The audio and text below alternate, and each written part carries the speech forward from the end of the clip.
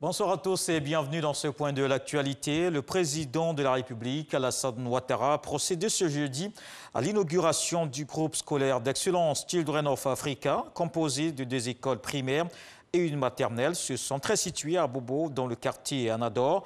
Il est construit par la fondation de la première dame Dominique Ouattara. L'ouvrage a coûté 1,650 milliard de francs CFA. L'établissement d'excellence accueille ses premiers élèves au cours de cette rentrée scolaire 2020-2021. Il contribuera à offrir un enseignement conforme aux écoles d'excellence, d'améliorer l'accès des tout-petits à l'éducation préscolaire et de veiller à un encadrement rigoureux des élèves. Le groupe scolaire d'excellence Children of Africa est bâti sur une superficie de 3600 m² avec une capacité d'accueil de 700 élèves. Je vous propose d'écouter le chef de l'État. Le groupe scolaire que nous inaugurons ce jour est composé d'une école maternelle et de 2 écoles primaires. Ces 3 écoles sont des écoles publiques et leur direction est donc confiée au ministère de l'Éducation nationale.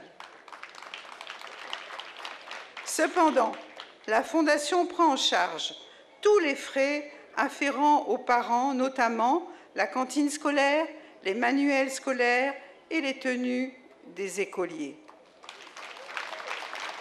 L'école est donc entièrement gratuite pour tous les élèves. Comme son nom l'indique, le groupe scolaire d'excellence Children of Africa d'Abobo sera régi par un seul principe, celui de l'excellence, car tous les élèves sont recrutés sur la base du mérite à travers un test de sélection. Bien entendu, les parents de nos élèves doivent justifier avant toute chose d'habiter à Abobo.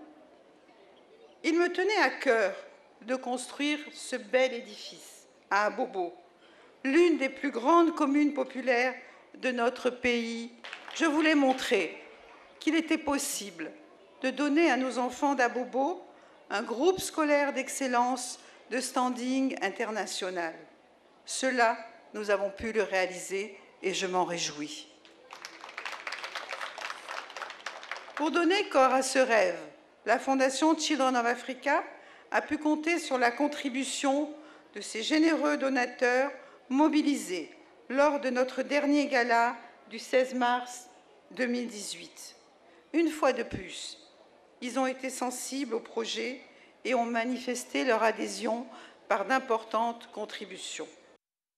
C'était l'adresse de la première dame Dominique Ouattara à l'inauguration du groupe scolaire d'excellence Children of Africa dans la commune d'Abobo. Autre chose dans l'actualité, une délégation d'élus, de cadres et de chefs traditionnels de la région des Grands Ponts reçus en audience par le Premier ministre. Ces représentants de la région félicitent Ahmed Bakayoko pour sa nomination à la primature. Ils ont profité pour lui adresser le soutien des Grands Ponts aux actions de développement et de cohésion sociale du président de la République.